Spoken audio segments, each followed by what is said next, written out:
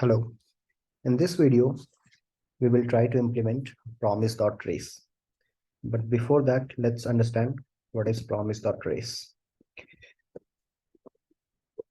Race. So Promise.race basically takes an array of promise and it will return you a single promise which will settle with the state of the very first promise that resolves in that promise array. What I mean by that is let's try to understand that with an example. So I'll just go ahead and create, let's say, two promises. So I have this promise one,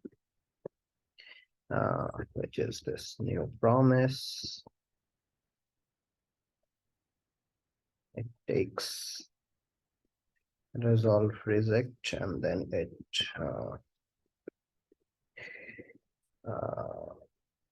resolves after, let's say, 500 milliseconds with some data. Let's call it data one. And then let's create another promise. Let's call it promise two.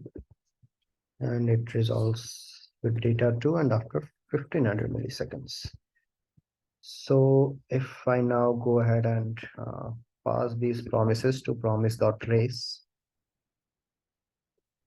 which is this promise one and promise two, and since this will give me a single promise, I can do a did then on this, and then I'll let's say I pass console log as the callback. So at this point of time, if I run this code, it should print me data one because promise one will be resolved first. So let's run this. Yeah, so it prints data one, which because the promise one will resolve first.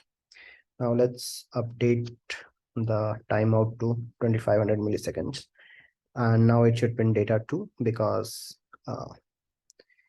it resolves, promise to resolve first. So if I run, I'll see data two. Okay, this works fine. And this is what our promise.race does. But now let's say JavaScript does not have this functionality of promise.race. And if we have to implement, my own promise.race function, how can I do it? So let's try to implement it. So now we know we'll receive a promise array over here. And since this promise.race returns our promise, we will also return a new promise. Now this also will have these two functions, callbacks, resolve and reject, which we will be calling. So now we have this promise array, and then we'll iterate over it. Promise array dot for each promise. What we can do is we can do promise.then. When this promise resolves, we can actually resolve it, and if it's for some reason it fails, we can just pass this reject callback. So that's all. We can test it. So let's try to run.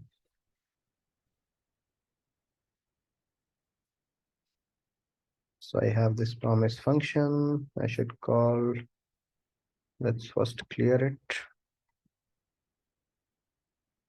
So it prints data two because this is the first promise to resolve. Now let's update the timers. So now promise one should resolve first. And now if I run, I should see data one. So this is how we implement polyfill for promise.race. Thank you. See you in next video.